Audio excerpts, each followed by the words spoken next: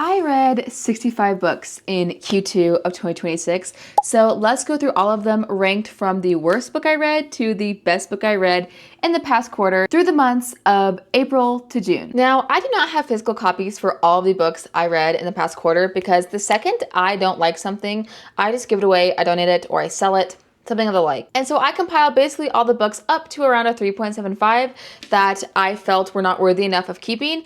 And we're gonna go from the worst book I read and the worst star rating to the best. So at a 2-star, the worst book I read in quarter 2, Dissection of a Murder by Joe Murray. This is a crime legal thriller. And the main thing I did not like about this book is the final plot twist. This book was hailed to me as the new 5-star, 6-starred legal thriller, and it was just so disappointing. I do think expectations were a part of why I was so disappointed by this book as well, because thriller and crime lovers, readers that I trust to give me book recommendations recommended this book so much, and it was just mediocre in my opinion. And when the twist happened, if you were to read the whole entire book knowing what you knew once the twist happened, it would not make any sense. And that bugs me so much in a thriller.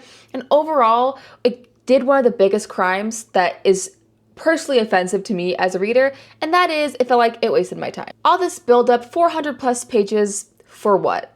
I couldn't even deal, did not like it at all, would not recommend it. And yeah, it was just purely a waste of my time. The next 2 worst books at a 2.75 star. And listen, 2-star is the lowest rating I ever give books normally. That's not a rule, it just happens to be that way, because if I'm absolutely hating a book, I usually just DNF it. So I've never gotten to the point where I hate read something so much that I finished it and then gave it a 1 star. Does that make sense? So if I give a book a 2-star, that's me telling you I finished it, but I hated my experience. I'm not saying that a 1-star rating is not possible for me in my reading journey. It's just highly unlikely because I DNF at the drop of a hat. Anyways, like I was saying, the first book at 2.75 was Yesteryear by Carol Claire Burke. This is the book of the year, it seems like. You cannot go anywhere without people talking about this book, and it does really feel like you either love it or you hate it, and I strongly dislike it. For me, the satire was incredibly superficial. I don't really understand where people are saying this is great satire.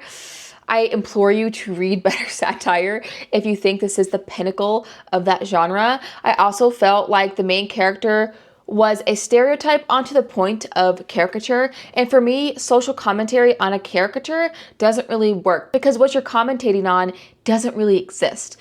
And I just felt overall it was such a unique concept and just so poorly executed. Also, part of the intrigue for this book is a trad wife being forced to go back in time to actually sort of do the work that she's promoting and romanticizing online, and yet we barely get any of her actually doing anything or being forced to do anything like hard labor in this time period. Was very disappointing for me. I was really looking forward to seeing how this trad wife actually dealt with this 1800s timeline, and there was barely any of that. And yeah, I had really high hopes for this book, but ultimately it was very disappointing, and I just feel like maybe this is a great beginner satire book if you've never read satire, and I don't mean to sound condescending. However, if you did like Yesteryear, please go and read other satirical books that are way better, especially in the tradwife space. One book I can think of is Tradwife by Saratoga Schaefer.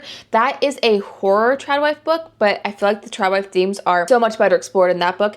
Even Girl Dinner by Olivia Blake, I feel like hits it more on the nose than Yesteryear. And it ended up being a case of too many twists in a thriller, which I know some people feel like is not a thing, but for me, it was.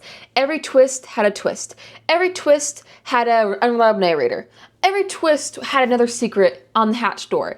And at some point, it just got so convoluted to me and a little bit absurdist in a way that wasn't fun. You know? It also did the predictable thing in a thriller where a certain someone is dead, and because this dead person haunts the narrative the entire time, you just know that they're alive by the end of it, you know? Because why wouldn't they be in a thriller? I don't know, it felt equal parts predictable, but also too twisty and WTF is happening, you know? So yeah, it wasn't a great experience. Next, we have my 3 stars, and I have 9 books in this category. These are books that I wouldn't really recommend to anyone. However, there's a small, tiny part of me that could see the appeal to maybe a certain type of people or I didn't like it, or I fully did not like it, but I could see what other people do, you know? Like, they're not the worst books I've ever read, but overall, the majority feeling is that I disliked it. In no particular order, we'll go with Educated by Tara Westover first. This is a memoir, actually, and I know some people have the rule that you should not rate memoirs because it's someone's life story, and like, how can you truly rate that? I disagree, because one, you can still critique the writing and the flow of the book, and two, sometimes people's life stories are a little whack, a little too whack, if you ask me. And that was the problem I have with this book. This is not a popular thing to say at all. Cancel me if you will.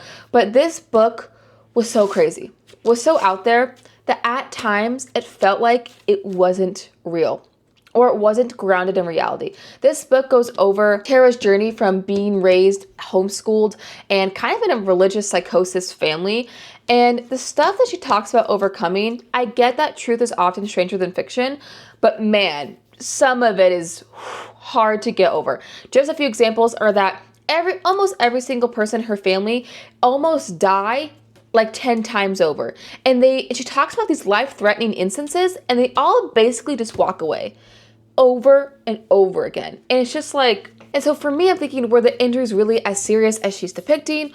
Or maybe they're not as fine as she's saying they were. She also talks about how she wasn't formally educated for basically all of her life until she was in late high school. But then she's able to go to college through this certain program that helps homeschool kids. And she doesn't really delve into too much detail on how she got more properly educated in order to pass her college level classes. And she talks about a time where before it was either Thanksgiving or winter break, she was failing her math class. And she came back and gotten 100 on the final after a couple weeks on break because she studied hard. Do you feel my vibe here where I'm just like, how does that work, sister? I need you to walk me through it more. And it felt like she glazed over a lot of stuff, which I didn't absolutely love. And yeah, overall, I just heard this memoir was so hyped up by so many people.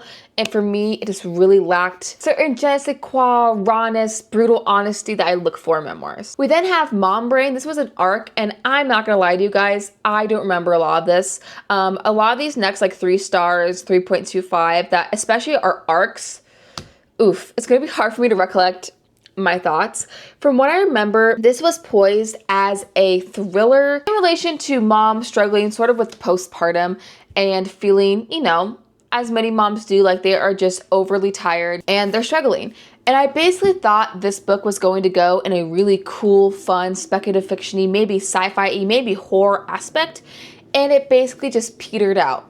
And it was one note the entire time. And the big twist or reveal that was supposed to happen felt very safe in my opinion.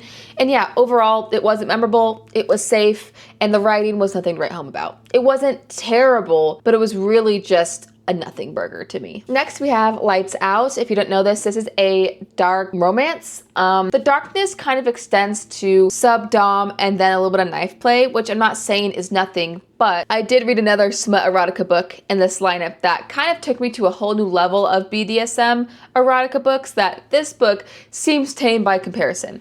I gave this 3 stars because it's probably a great standard dark romance. But dark romance is not my most loved genre. So while I enjoyed the spice and the very thin plotline, it just didn't stand out to me either. And I will say some of the dialogue in this book is a little cringy. Like our MMC is a little cringy. It reminds me of those TikTok videos of those like alpha guys, like miming to a TikTok trend and growling in your face, you know, like they think that they're alpha, but they're really just cringy. He gave me some of those moments. So I also didn't love that aspect about it. Attention-seeking behavior is another one of those arcs that I don't remember a lot from because it just didn't stand out to me. From what I do remember, it was very experimental. I thought it was gonna be like a weird girl lit book about someone who's super obsessive and lies a lot. And it is, but I remembered that it would have these sections of fictional dialogue about this woman who is just a liar and like that's what she does for fun. And then it would change to full chapters going like historical fiction, scientific fact mode, where we basically separated from our main character and talked about like the history of the polygraph or just other weird bullshit. And I was like, what's happening? I am incredibly bored. And then we'd go back to our main character. And I just remember being like, if this is experimental, the experiment's not working on me. You know, it just was not for me. Sublimation by Isabel J. Kim is very extremely similar to the last book where it's experimental. It's in second person, which I didn't mind at first, but the way that the book is, it starts merging characters and it got very confusing. The writing felt a bit clunky in general, and instead of it being more speculative fiction-y, maybe weird girl-y, it turned into a poli-sci tech thriller. And that's just not where I thought it was going. I was not prepared for it to go there. And overall, I did find issues with the pacing as well. It was a cool concept where if you cross the border into a new country, you split a version of yourself. One goes on to this new country and the other one stays behind. It truly is very Severance-esque, but I just felt like the execution was not there. Then we have Dear America, Notes from an Undocumented Citizen. This is by Jose Antonio Vargas. It's another memoir that I did not fully enjoy, particularly once I did my research after the memoir and discovered that the writer is very much a public figure and very much has a lot of controversy.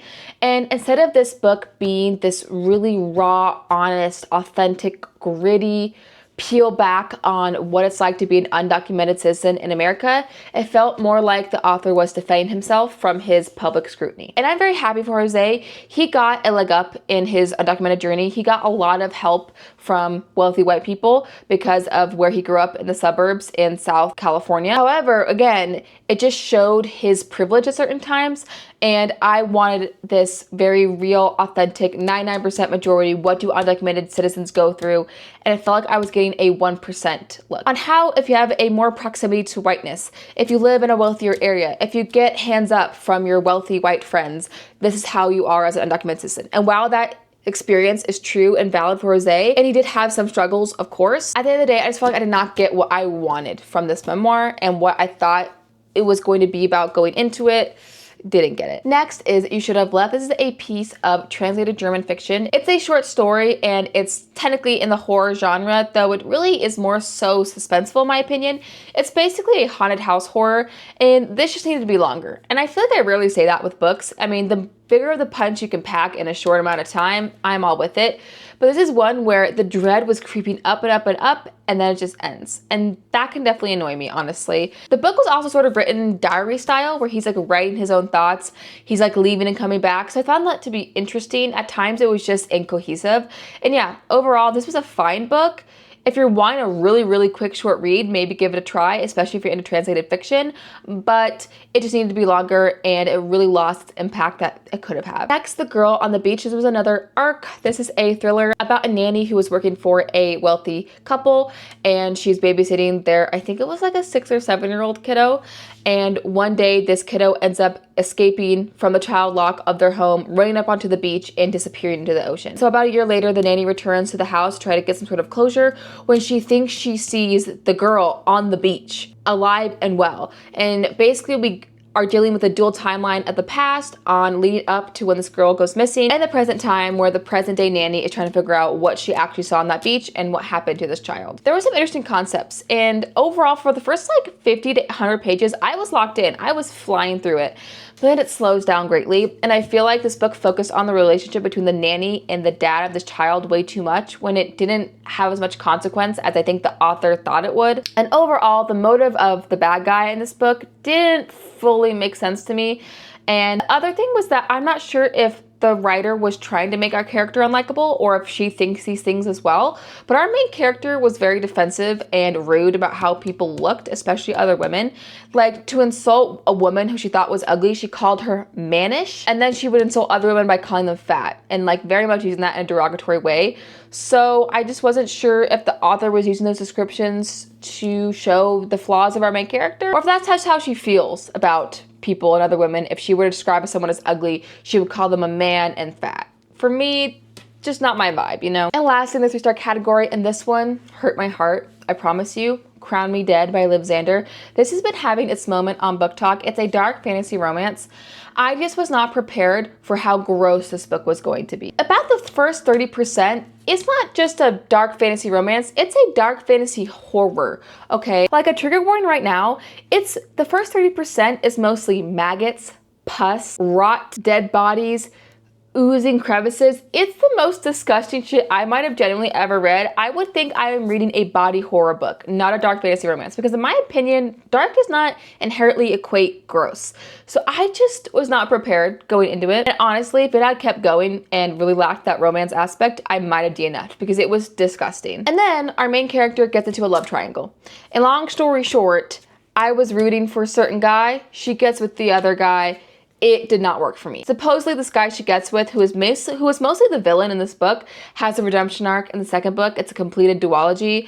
By the time we got to that point, I didn't care. I wasn't invested in their particular relationship. I was invested in this other guy, and now they're gone. And I just really lacked any investment. I could definitely see if you had maybe picked right in the love triangle as a reader, and going to the second book really liking it. But for me, I was just over it by the end. I was just done. Next, I have two 3.25 books. First is One Leg on Earth. This was sent to me as a finished copy. This is a speculative fiction about a woman in Nigeria, and all around her, pregnant women are walking off into the ocean and committing sewer slide. And she is in this environment trying to make it in the tech industry when she herself gets pregnant. And so it's her kind of dealing with all this. I'm not gonna lie, I don't remember a lot of this. It was very forgettable.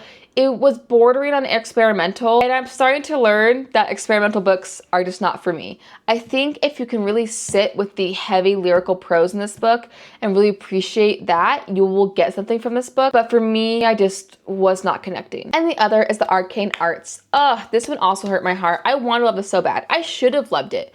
Dark academia, graduate student professor relationship, and a murder mystery / secret society element. I should be gobbling that shit up, except the execution was hella flat. Our main character, Elsbeth, is attending this college only because she saw a vision where her sister is getting murdered under suspicious circumstances, and so she goes to this university to basically find answers and uncover the truth. Except we get told what happens to her sister in the first chapter. So the entire time you're basically waiting for Elsbeth, our main character, to catch up. Sometimes that works in novels, sometimes it doesn't. And in this case, it did not.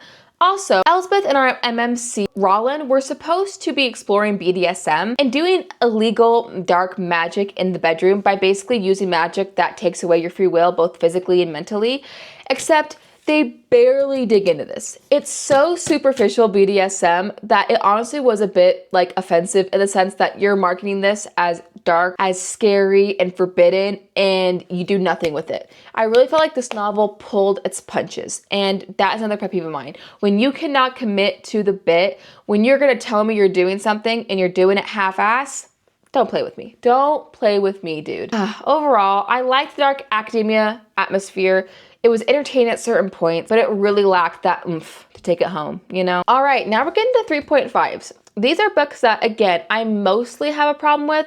However, they do have some redeeming qualities, and I could see why people like them. Nothing Tastes as Good by Luc Dumas. This was unveiled to me as a cannibalistic thriller about a fat man that gets skinny using a medical weight loss drug and kind of goes off the deep end with his primal urges. Firstly, all the horror is off page in this book.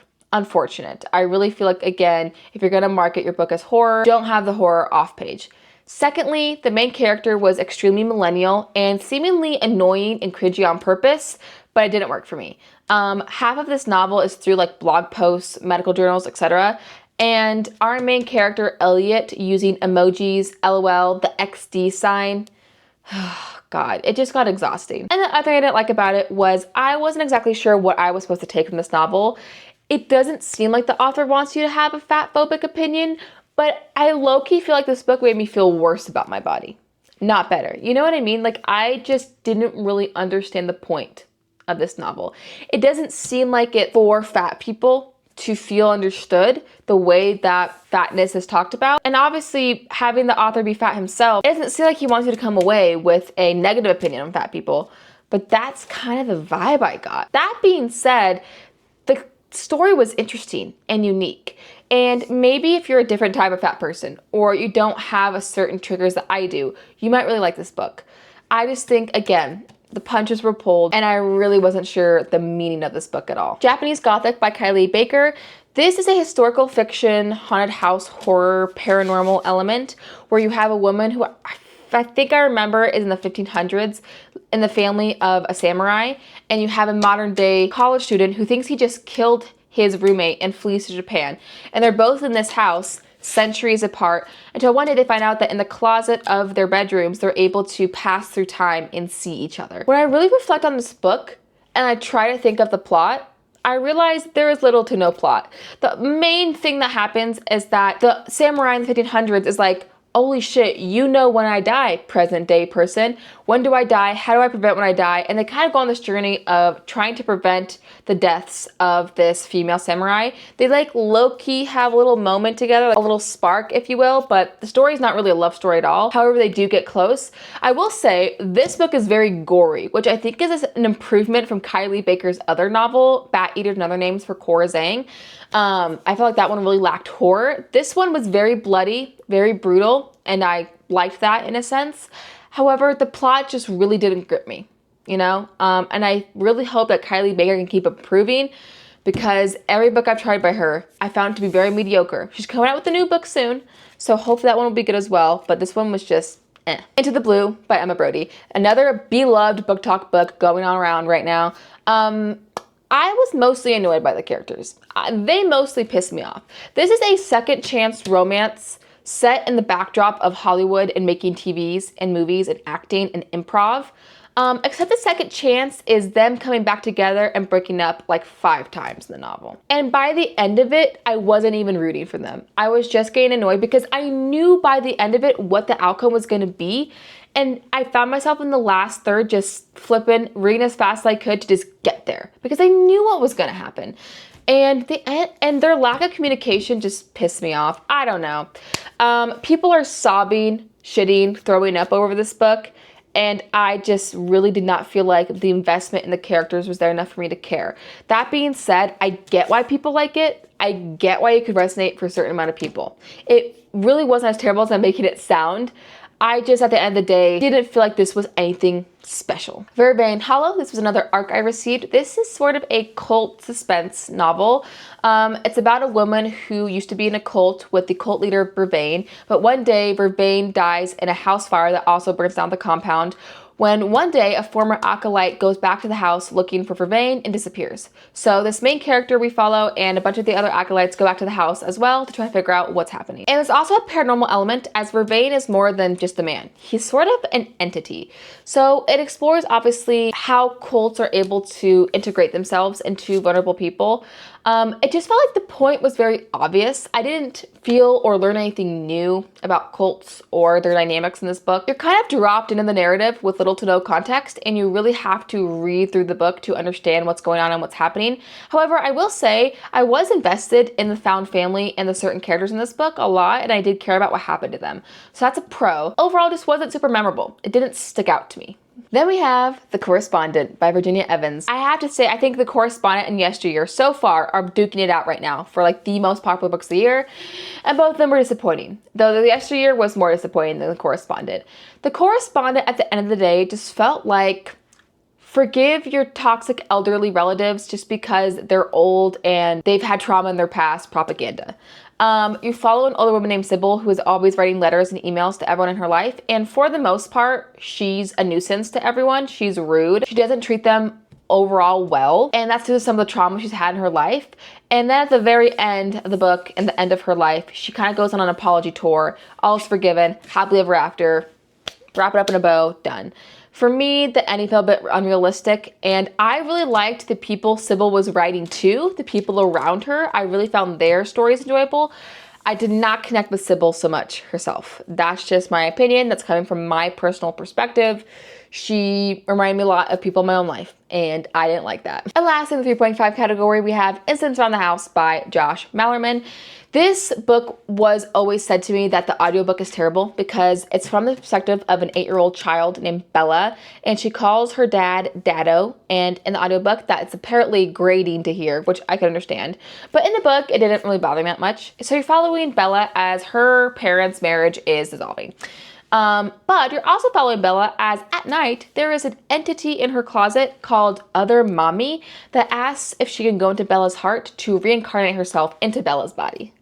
Yeah, one thing I'll give this book credit for, Other Mommy any scenes with her in it, any dialogue, any description, shivers down my spine, creepy as hell. I wish there was more other mommy, because the rest of this book, mid. The narration, the characterization, all the characters were unlikable except for Miss Grandma Ruth. And in the end, she plays a part in the ending that I felt like was completely brushed over and not given the time and consideration it needed.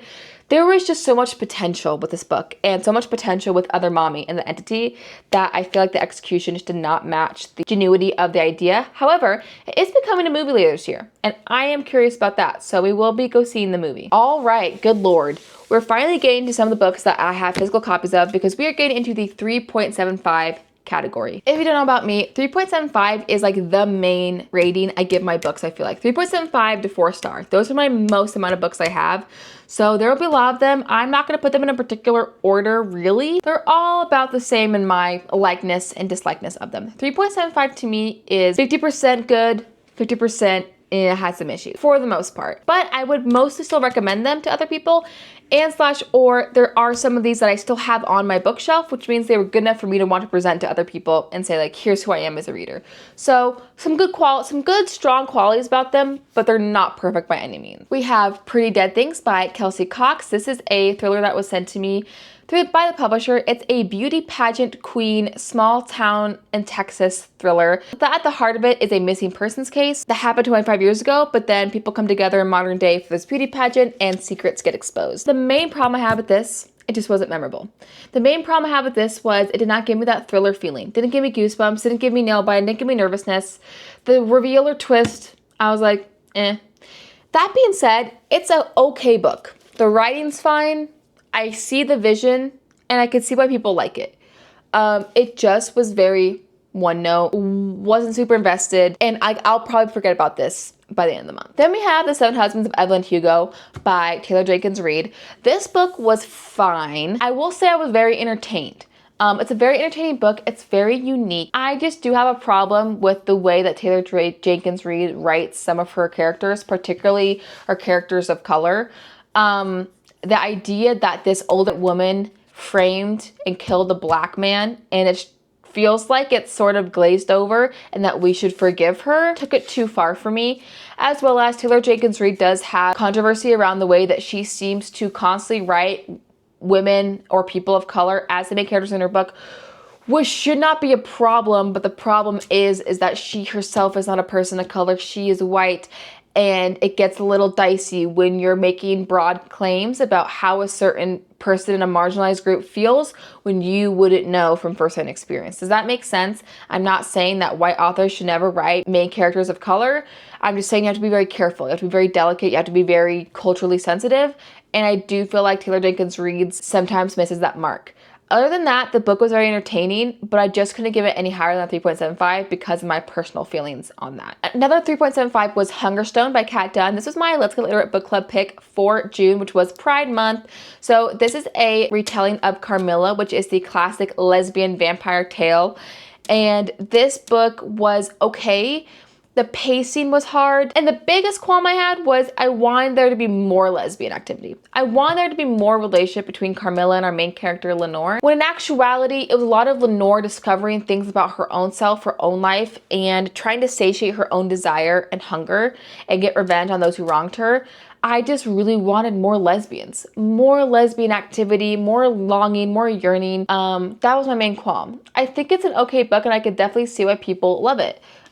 For me, I just wanted more. That's just me, hey? Then we have The House Now and Then by Edward Underhill. This was sent to me by a publisher. This is a speculative romance, technically. It's a time loop romance where our main character, who is trans, breaks up with their boyfriend, moves to Cape Cod to escape for the summer. But when they walk into the cabin, 3 people from their past, a professor, their dad, and their recent ex-boyfriend are in the cabin, basically forcing him to confront truths about himself and his past. But there's also a romance in this book with the nephew of the cabin owner in Cape Cod that's also really sweet. I think overall, like I said, this book is sweet.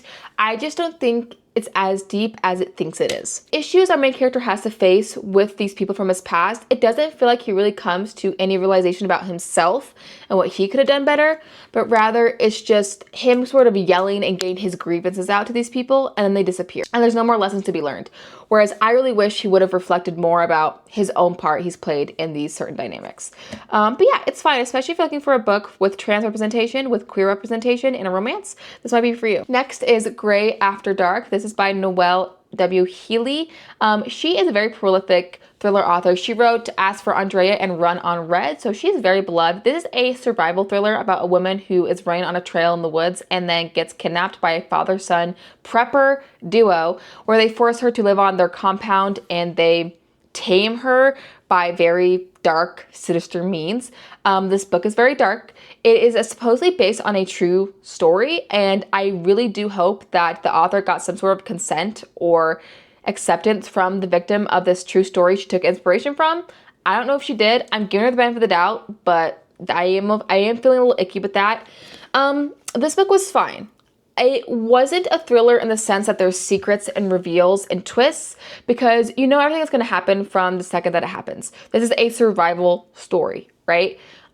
So I will say I was maybe less entertained than I would have been had this been a true proper thriller. There's also a weird romance element to this book that I'm not really worked for me. And there was also a character death in this book that I feel like was really glazed over. So those are my main problems. However, it did keep me turning the page. I did want to figure out what happened, and I thought the writing was good. But it just didn't hit as hard as it could have for me. Next is When the Moon Hatched by Sarah A. Parker. This is a very popular romantasy. It's extremely long. This is one of the few romantasies that I literally don't remember a lot of what happened. The story is very convoluted, the magic system, the plot. It started to lose me. It did towards the end, and I was kind of just reading as fast as I could to kind of get it over with. I will say I was really into the romance in the beginning, but then it turned from slow burn to insta-lust. And again, it just lost me. The further the story went on in this book, the more it lost me. And sometimes I'm like, a 3.75 is maybe a bit generous. Maybe this is more like a 3.5 because I don't recollect a lot from the book besides that I was mostly confused and didn't love the fact that it turned to insta-lust. That's all I remember. Damn, why did I rate this book 3.75? I don't know. Anyways, I'm moving on. A Dream Life. This is a memoir arc that I got sent by Wendy Swift, the author herself. From what I remember, this memoir is about her and how she basically found out that her husband has been committing a huge amount of fraud underneath her nose, and he gets sent to jail, and she's dealt the card that she has now become a single mom to 3 children, and she struggles immensely, but she comes out on the other side. This book was fine. Again, it just wasn't memorable. The writing at times, if I remember correctly, were a bit chunky, and there were certain sections that she included that I just didn't feel were relevant to the story she was actively telling.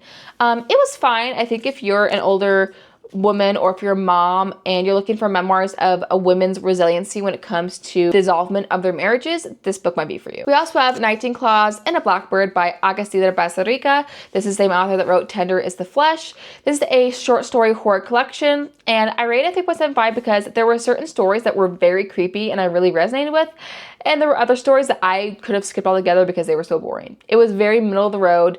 I like Agustina Basarica's writing and I'm excited to read more from her, but overall, should you read it? You could. It might work for you, but could you also skip it? Probably. We also have The Losers Part 1. This is that other BDSM book that I mentioned earlier that actually took it there and went a little wild and crazy.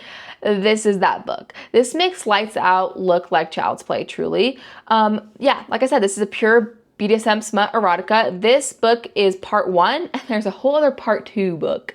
And actually, these books are stemming from a novella called The Dare that Harley wrote. So I read The Dare first, and I liked it enough to keep going to the second book. And so I fully finished this book, and then I skimmed the second book, so I didn't count it in my reading, because I literally just skimmed it to see what would happen. I liked the spice. I liked the characters for the most part. I just think I'm too monogamous for this, because this is a why choose 4 guys, 1 girl BDSM erotica. And I was just low-key rooting for her to get with one particular guy the whole time, which kind of ruined my enjoyment. You know what I mean? Like, the fact that she actually likes every single guy in this book equally is probably the point. But for my monogamous, stupid ass, I was rooting for this one particular guy. And so by the end, I just lacked a little bit of investment in their story. When I figured that she wasn't going to go for this one guy, she was going to go for all of them equally. you know, it's fine. The smut is great. The spice is great. I think Harley Rue can write. Just wasn't my particular type of story to really lean into and invest in. Okay, I'm back. To You and Never Left. I took a quick break because my throat was getting sore because I was talking so much, and I want to make sure my microphone was charged. Anyways, we're continuing on. Still in the 3.75s. I then have Molka by Monica Kim. Monica Kim is an author for me, period. Love her down. This book was about the Molka epidemic happening in Korea, where Molka is the Korean word for those tiny spy cameras that oftentimes pervert men will put in, like, for example, bathrooms to videotape women without their consent. And this book is about that and follows one woman who is a victim of that and also follows a man who is a perpetrator of that. And the unfortunate part of this book is that the perpetrator, who I did hate and wanted to hate, was actually more interesting of a perspective than literally our main character. Our main character girl was so one note. Her style of revenge ended up being very blah, and the ending I just really did not like.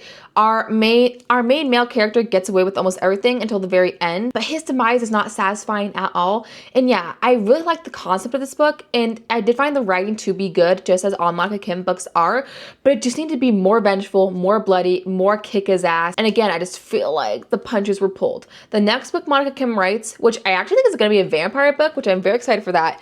But if she decides to go horror again, I need her to go full throttle, gory, bloody revenge, because she sometimes, I feel like, takes her foot off the gas when she writes these books, and we need to not do that, Miss Ma'am. Next is The Caretaker by Marcus Klewer. Marcus Klewer is another autobiography author for me, so I was very excited to pick up his most recent book, but it was just okay. You're gonna find his other book in my favorite stack, We Used to Live Here.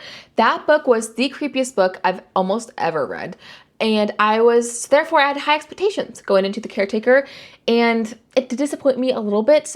This is about a woman who is desperate for cash for her and her sister and takes a Craigslist job caretaking a house in this remote area of the wilderness. And all she has to do is follow the rites for a weekend. And our girl is incapable of following the rites properly, and therefore she gets met with a bunch of paranormal elements. And I will say there is great OCD representation in this book. It can be frustrating sometimes. She comes off almost daft at times because of her mental health issues. However, from someone who I know that has OCD, they told me that they really loved this book and felt very well represented. So I do give credit to that. And there was times that it was creepy-ish, but most of the time I felt like I just really wasn't scared at all. I didn't find anything horrific. I wasn't that creeped out. And I really just wanted a bit more. Something a bit punchier from Marcus Klewer, especially compared to the other book I read that I really loved. So yeah, this was fine. It was still very well written. I just wish it was scarier, and I wish the main character was a little bit different, a little bit less agitating. Would have been nice. But I'll read whatever he writes, so there you have it. We then have Remarkably Bad Creatures by Shelby Van Pelt. This got its movie adaptation this year, and I watched that and I read this, but I read this beforehand. This book is good. It really is. I will just say there is a main character in this book named Cameron. Cameron can catch these hands, okay? He is sort of supposed to be unlikable, but then he's given this character arc, and you're supposed to root for him at the end. Don't tell me any different. You're supposed to root for him at the end, but the character arc did not work for me. He's a douche. He's an ass. He makes a joke to this lady he wants to be in a relationship with because she wasn't super upfront in telling him that she had a teenage son. And so when she asks him if he's mad at her for not telling him about this son, he goes, well, at least I know you're easy. Huh? And like, we're supposed to be okay with it because the lady he's saying this to laughs. It was just so weird, and his actions in this book, I could not get over them. Everything else was fine. I thought there was going to be more octopus in this book. Very much minimal octopus. Thought there was going to be more. However, I did love Tova, the older lady main character of this book. She's my girl down. And overall, I liked the literary themes. It's just unfortunate that I disliked Cameron so freaking much, and I did not root for him at all, even towards the end. And the last of the 3.75s is The Poisoner by Ivy Ophelia. This is a dark paranormal romance about a woman who runs an apothecary, but she helps poison men on the sides. It's very reminiscent of like the 1800s, old-timey, and she basically finds herself entangled with a vampire who is obsessed with her. It's a bit dark. There's a bit of dub-con in the beginning, but then they kind of get together, and there's a bit of non-con at the end. The non-con at the end, not my favorite. That's not my favorite. However, all the spice and kind of the yearning and tension up until that point, I really liked. Once I kind of accepted this for what it was, which was paranormal smut, I had a good time. If you're looking for like a lot of plot, in my opinion, this is not the book for you. But if you're looking for interesting spice where the vampire might have fangs on his you-know-what, you might want to pick this book up. I'm not going to read the other books in this sort of interconnected series. However, she is coming out with a brand new book in a different universe that I am very excited for. So this may not be for you. It's a 3.75 because at the end it lost me a bit. But if you like dark paranormal romance, this might be for you, girl. All right, now we're at the 4 stars. We're climbing up. 4 stars is, I have like 75% positive feelings. There's like some things I think it could work on, but I would mostly recommend to everyone. And it like overall left me with a more positive impression than not. Yeah, first book I want to talk about is The River Has Roots. This is a very short little story. It's very fairy tale-esque. However, I'm not gonna lie, if I had to describe it to you, I'm going to struggle. Let me look up a summary. 2 devoted sisters, Esther and Isabel, sing to magical willow trees on the edge of the realm of fairy. When a greedy suitor drowns Esther over a rejected marriage proposal, she transforms into a swan, then a harp, to sing her own murder ballad and expose him. Yeah, that's a good little summary.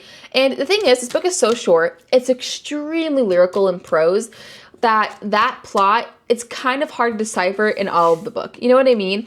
But it's interesting. It's sort of a love story. It's sort of revenge. It's about sisters.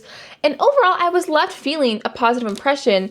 It's just hard for me to describe. It really is. I would say that the prose is just a little too lyrical for me in the sense that I couldn't fully fall into it the way that I wanted to, but it was good. It was fine. I think if you like very short books, fairy tale-esque, a book about sisters, you might like this. Next is Wisdom Corner. This is by David Heska Wanbley-Whedon.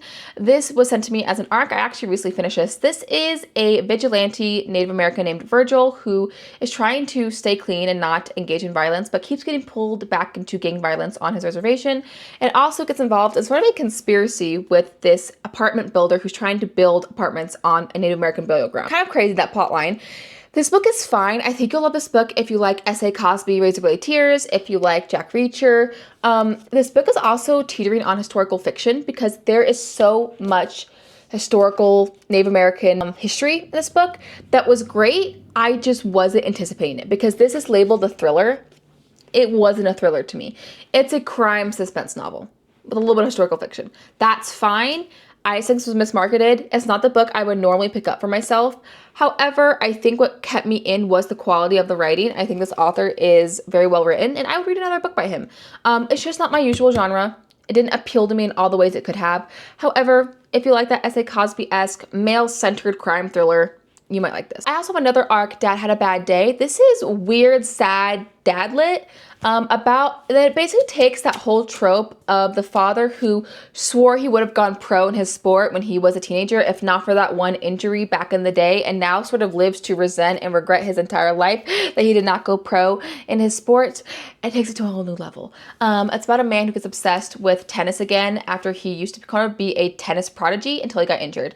And he takes his obsession with tennis off the deep end. This book was good. I think the interesting prose is what is its best part and its worst part. The prose is concrete. It's extremely dry. It's blunt. You will not find a hint of lyricism. It's the most cut and dry, point blank, monotone prose ever. And partly that's almost interesting, but partly it does take away from it. So I think I would recommend this book if you're into that weird, obsessive sports sort of story, if you could handle a drier prose. Then I have Open Throat. This is a short story about a gay mountain lion living in LA who tries to discover themselves and what they really want, but ultimately succumbs to their primal nature anyways. This is good for a short book. Plain and simple. I enjoyed it. It was fine. Didn't knock my socks off. It was just okay. But for how short it was and the story it was trying to tell, I liked it enough. I also got to mention Marion. This was again sent to me with an arc. This is an Alfred Hitchcock psycho retelling, except if Marion did not get knifed in the shower, she actually fought back. I liked this more than I thought I was going to. This book, I did not know what to expect when reading this, but overall it was actually pretty good. It's very bloody and vengeful and feminine ragey, which I loved. I will say there was a secondary character that was introduced about halfway into the book named Hannah, who is this private detective that I just feel like her perspective was not needed. Maybe I'll go back on that. I could see what it was needed. I just didn't really think it added to the story that much, and I didn't like her character. So I was kind of like, why are we leading into this? But overall, it was a lot better than I anticipated it being. Again, it wasn't like the best book of the year. It wasn't the best thriller ever. It didn't have me on the edge of my seat, but I did enjoy The Feminine Rage, Bloody Revenge. I really did. Next, I must discuss Oath of Ruin by Kaylee Kay. This is a independently published romance that was sent to me by the author. Thank you so very much. And I really like this. For a debut novel that's romantasy, that's self-published, this was actually quite good. There's a lot of political intrigue. It's about a woman who makes a deal with this kind of sort of fae figure to go back to his land in order to try to help her own kingdom and family. I think the pros of this book, the writing I thought was actually very good. I really liked the relationship between our main character and this sort of fae king named Wraith. And there's a spice scene at the very end of this book, girl. I'm still thinking about it. It was so well written. I think it's weakest in its world building and its political intrigue. I got confused a little bit on who was who, what's doing what. However, I would read the second book. I think this is good for being self-published for sure. I then have Behind Five Willows. This is by June Hurst. This is another arc. I actually got this at a giveaway though, so it wasn't sent to me by the publisher. I really like this. This is touted as Pride and Prejudice meets historical Korea, and I agree. It's historical fiction romance. They slow burn and is very sweet. And when they finally actually just like kiss for the first time at the end of the book, it's fantastic. This book is also about writing and books because it's a time in Korea where there was book banning. So I do like that it is sort of a book about books, a book about writing and the love of reading. I will just say that sometimes our characters' motives didn't always make sense to me. And the fact that our main male character couldn't figure out what he needed to figure out until the very end, even though we had like a bunch of hints as to what was going on, kind of annoyed me. It felt like a little unrealistic. But other than that, this book is solid, especially for historical fiction romance, which I normally don't read. But I really enjoyed it. All right, now we're getting to our 4.25s. This is also the category that I do a lot because oftentimes a 4-star feels too low. Like that feels like I didn't love it a whole enough. But a 4.5 and above are saved for like my ride or die books. So 4.25 is kind of that category of, if we're going by percentages so far, I 80% love this book. But there's one or two things that were like, eh. Or I really did like it, but I didn't love it. You feel me? Firstly, we have Lost Lambs by Madeline Cash. This is an absolutely absurdist literary fiction book. Basically take the cast of Bob's Burgers and put them in a novel and add in a small town conspiracy theory and human trafficking. And it's the weirdest, quirkiest characters. And the husband and wife had an open marriage and the ramifications of that. This book is oddly wholesome, but the main thing that struck me was how hilarious it was. The dry wit comedy in this book literally had me laughing out loud, and that is a rarity for me. It wasn't perfect. The pacing sometimes was off. There's also a small controversy in this book because there's a plot line that has to deal with terrorism. I don't know how to describe it without having to delve into that entire plot. If you want to look up the controversy with this book, you can. And I see that perspective as well. So that's why it's like not a ride or die, because I can see how it can maybe be problematic. But overall, it was just so funny. That's what really got me about this book. So yeah. Next we have The Bird Inside by Sarah DeMoff. This is her second literary fiction novel, and I also read The Bright Years by her, which, let me just grab it. It's funny because I gave both these books 4.25, but I think I like The Bright Years more. But yeah, I don't feel like I liked it enough to get a 4.5. What's going on? I don't know. Let me get one thing straight. Sarah DeMoff is a beautiful writer. Her prose is exemplary. She writes the human condition extraordinarily well. And that's what I think are showcased in both these books. This book is about mostly alcoholism and addiction and how that affects a family. This book is about divorce and infidelity and secrets, as well as Alzheimer's and how that can affect a family unit. I ended up liking the storyline and where it went in this book more and felt more emotionally connected to our characters in this. I also felt connected to our characters in this, but the will they, won't they of the infidelity of the main couple kind of lost me at some points. So these are both great books. I didn't sob or cry like a lot of people say they do with these books. A lot of people give these books 5 stars, 6 star. I thought they were good.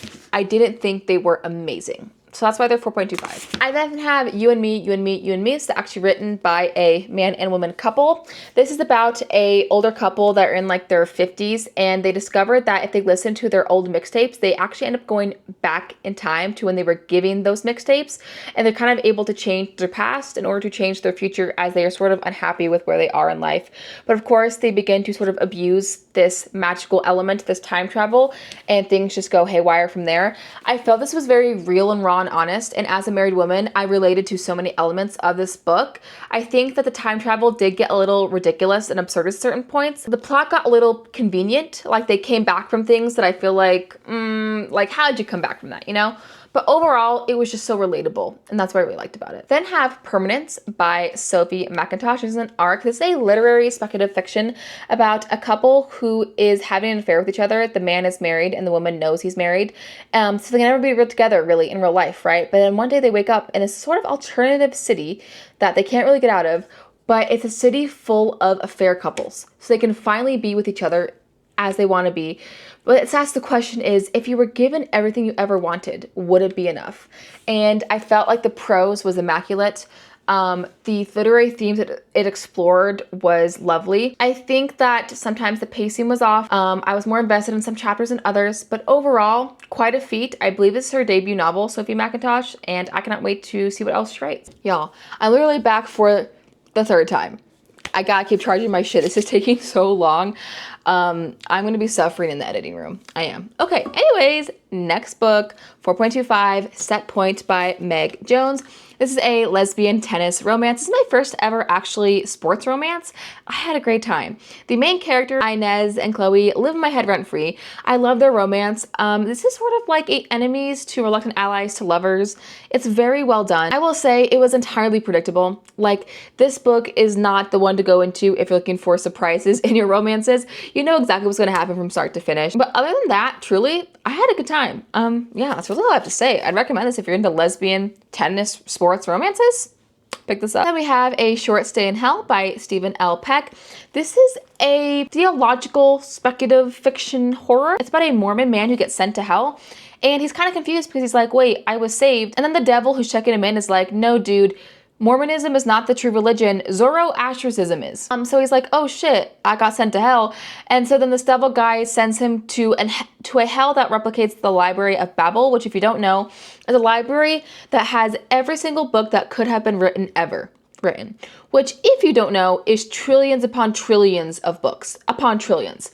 And technically, the people who are sent to this hell could get out of this hell if they find the book that has their life story from their perspective, which, if you know anything with the Library of Babel, is basically impossible. So while they can technically leave, they'll never leave. They'll spend eternity upon eternity upon eternity searching. This book is sort of funny. It's sort of fun, but also dark. It shows what humans will do when they are faced with the reality of eternity, stripping us back to our basic human nature. So there is some darker elements like abuse and SA of certain people once they get to this hell. However, it's not very graphic, but it can be jarring, so check your triggers. But overall, I just really love that this dealt with human morality. And for such a short read, I had a great time. Next is The Jasad Crown by Sarah Hashem. This is the second book.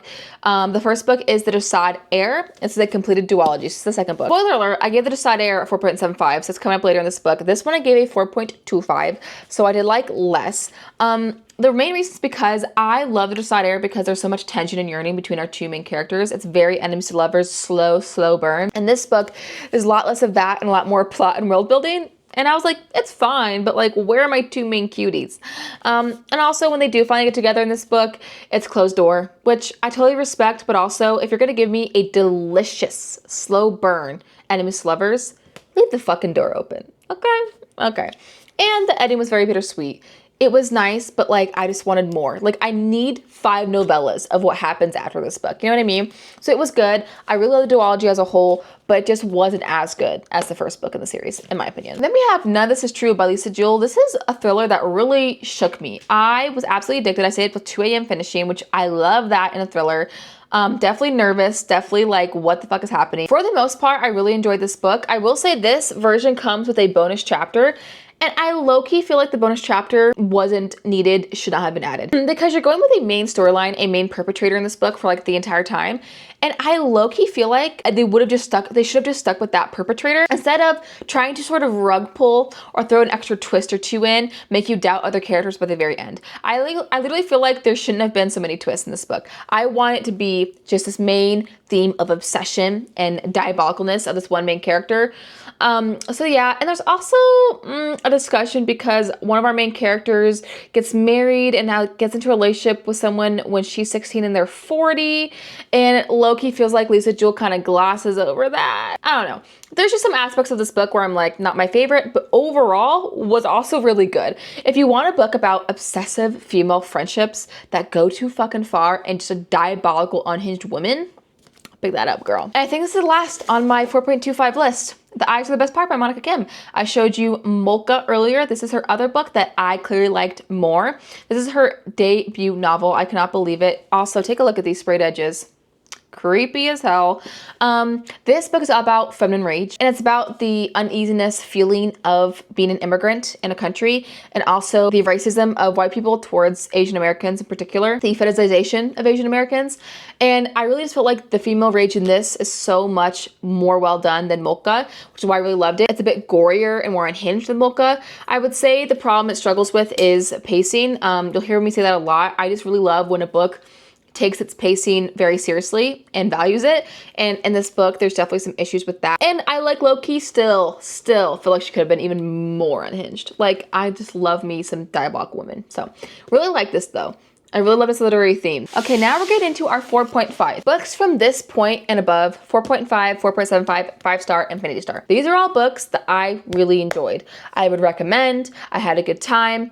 Maybe in this 4.5 to 4.75 category, there's one or two things that prevented me from giving it a 5-star or above. Overall, I would recommend. I enjoyed. These are great books. First, we have Light Wielder. This is the second book to the Meadowslinger duology. You'll see Meadowslinger later in this series. Yeah, this is the second book. It's technically a completed duology, though Rachel Snyder is writing a third and maybe fourth book, which is a spin-off from a character in this series, which I'm very excited for. But in terms of our two main characters from Meadowslinger and Light Wielder, their story is done in this book.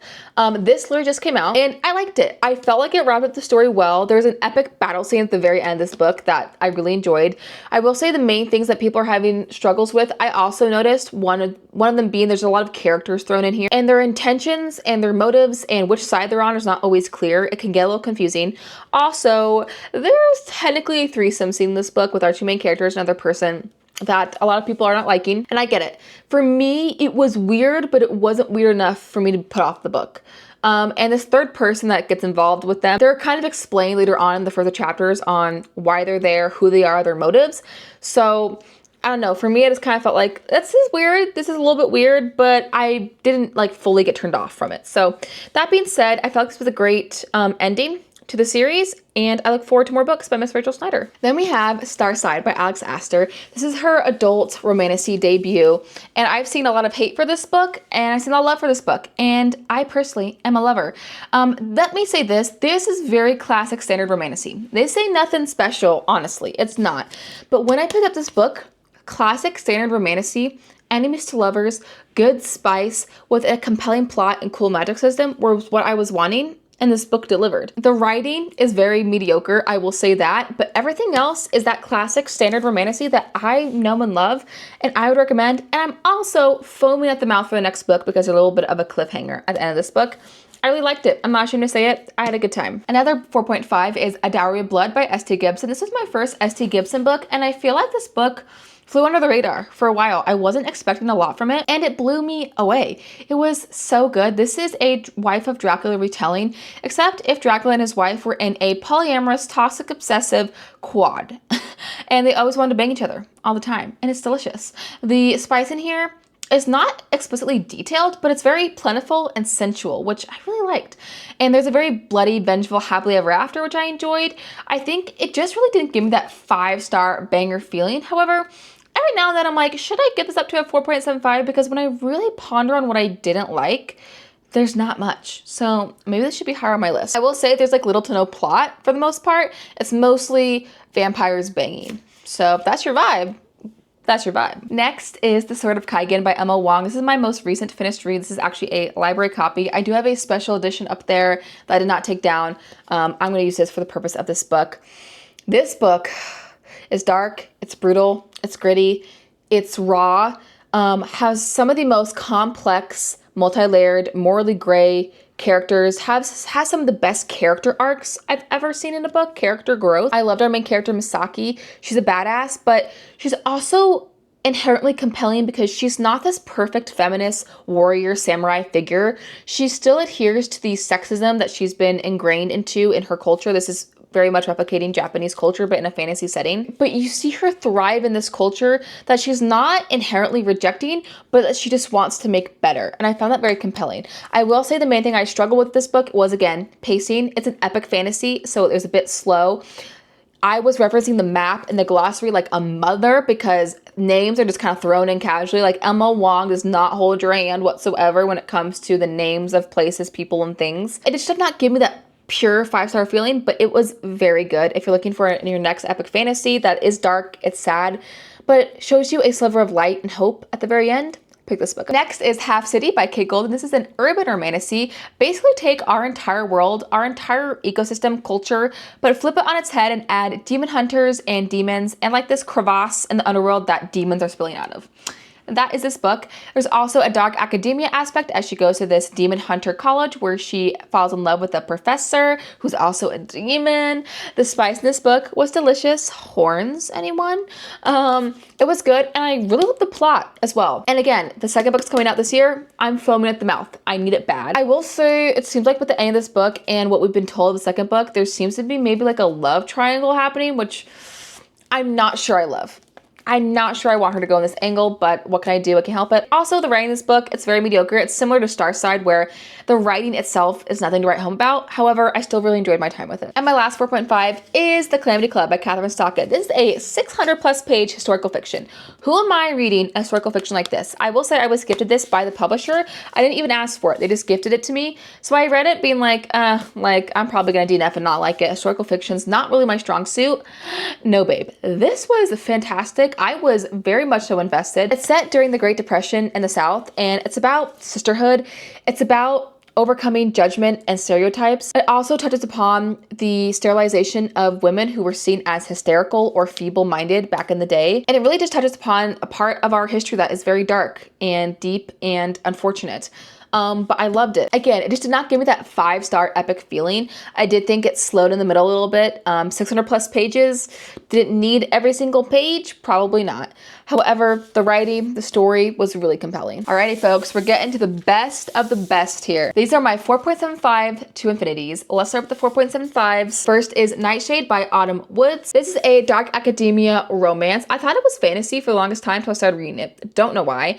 It's about our main character who decides to attend this university, and this university is only for the most elite and dangerous families, basically families of the mafia, and it's set in the Scottish Highlands, so the environment is very cool. But she's only attending this university because her parents were tragically killed in a helicopter accident while working for the university, and she thinks there's something suspicious going on behind the scenes, so she wants to kind of find out what's going on.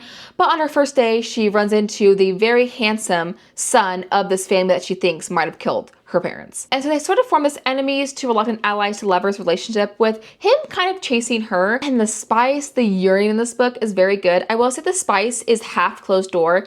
There's some explicit scenes up into a certain base, a certain point, but then it fades to black. Again, with me, if I'm invested in a couple and there's a slow burn, I prefer it to be open door. That's just me. And I saw the reveal or the twist coming. But other than that, I really love this book. Again, the sequel's coming out this year. You guys, this year is stacked for sequels, and I am very excited for it. Another 4.75 is The Jasad Heir by Sarah Hashem. This is the first book to that Jasad Crown purple book I showed you. This is the pinnacle of yearning, the pinnacle of enemies to lovers, as well as a very interesting world building. There is so much world building in this book. It's Egyptian inspired, which is very cool. I just had never been so invested in a couple in such a long while when it comes to romantasy when I was reading this.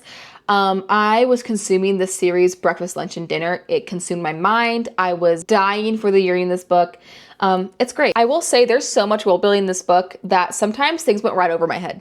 Like, I just kind of blinked and moved on. And I focused on the main plot of the story and kind of threw away what I couldn't remember but didn't serve me. So I think if you could do that, you'll enjoy this. However, some people have said that the world building is just too confusing, which I totally understand. But if you can get over that world building, girl, the yearning, the enemies to lovers, ooh, it's so good. And then my other 4.75 is Dark Matter by Blake Crouch. This is a sci-fi story with sort of a love story subplot. It's about an average family man who, after out drinking with his friend, he gets kidnapped by gunpoint and then taken to this abandoned warehouse, given a drug, and then he wakes up in an alternate reality. And so this whole book is him just trying to get back to his wife, his kids, his life, his timeline. I did not expect this story to be so emotional, to gut punch me in such a way. It made me grateful for my own life, made me reflect on my own life, and made me grateful for the mundanity of my life. I mean, there's a line in here where he's like, what a privilege it is, what a blessing it is, what a miracle it is to have someone to come home to. And it was just so true. The only reason this is not a 5-star is some of the main characters, like his son and his wife, I wish we delved a little bit deeper into. I think could have been even more emotionally invested if I had known them a bit more.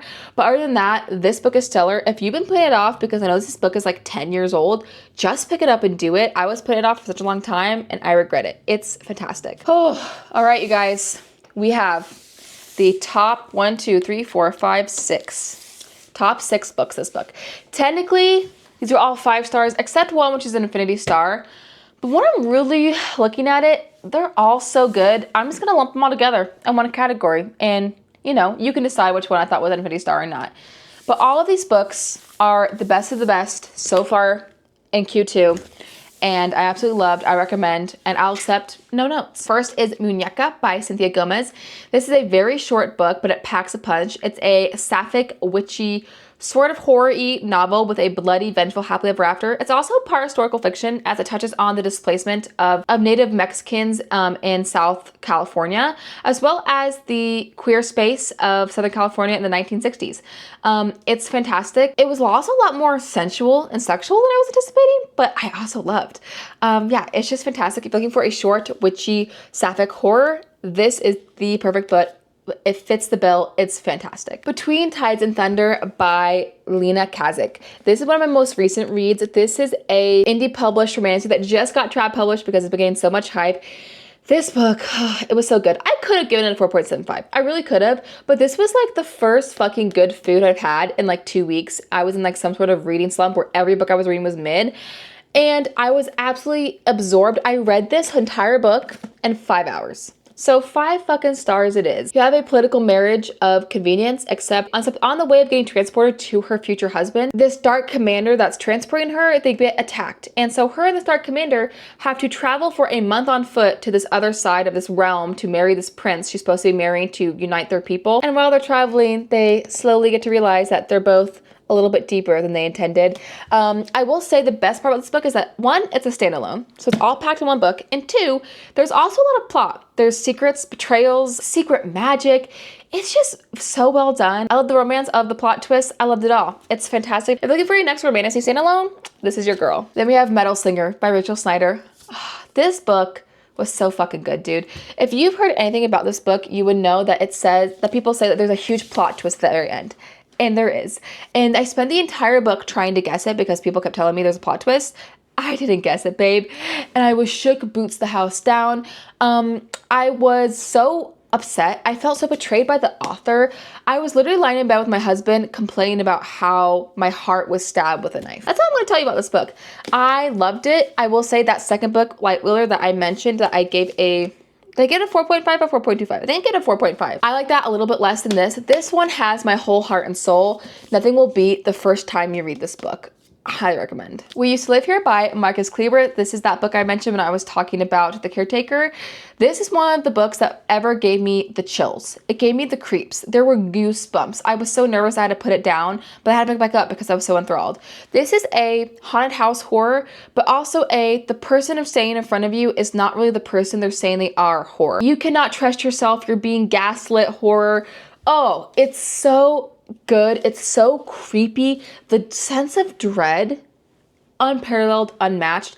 Go read this book. Just go read it, trust me. We cannot have a favorites video of Q2 without Fruit Fly by Josh Silver. I think I've literally mentioned this book in almost every video I've ever made, because if we're talking about the best books so far of the year, but also of Q2, you gotta mention Fruit Fly by Josh Silver.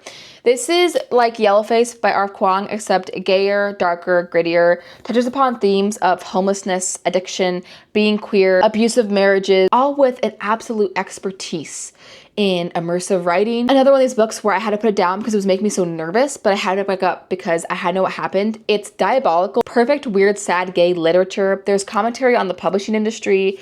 It's just immaculate. I will read whatever Josh Silver puts out in the future. I loved his writing style. I loved how deeply I felt all of these characters' situations in, and I cannot sing the praises of this book any more than I already have. It's incredible. Pick it up August 4th in North America. The last book I'll talk about is You Did Nothing Wrong by C.D. Drews. I have this amazing edition from Owl Crate. This book gave me the fucking creeps. Very similar to We Used to Live Here in the sense that I felt like there was ice thrown on my back during certain lines of dialogue in this book.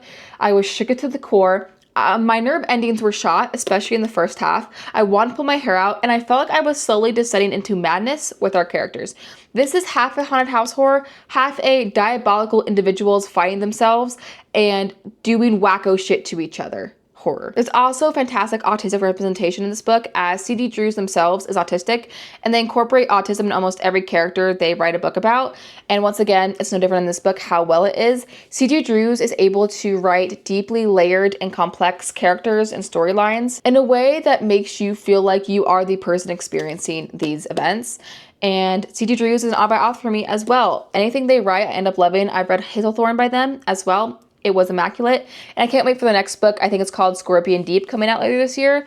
Yeah, this book is just incredible. If you're looking for a book that will genuinely freak you out, that will give you the heebie-jeebies, that'll make you question who's hurting who's the real villain, and is his house actually fucking alive, or what the fuck is going on? Pick up this book. Oh, it's so good. I wish I could read it for the first time. I think I've been filming for almost 2 hours. Wow. That was a lot, but that's what happens when you read as many books as I do, and that is why, as you guys can see, when I do my tier ranking video for all the books I read in a year, it's going to be probably the biggest video I've ever done, because by the end of the year, I'm looking towards over 250 books read. I'm looking forward to editing and filming that, but hey, it's part of my hobby, it's part of what I love doing. Anyways, those are all the books, the 65 books I read in Q2, my best and worst. Let me know down below what was your favorite books you read in Q2, and also your least favorite, because I love to know the tea. I hope you're having a great day or night wherever you are, and I hope you're about to pick up something absolutely scrumptious and delicious. I want that for you. And I'll see y'all in my next video. Bye.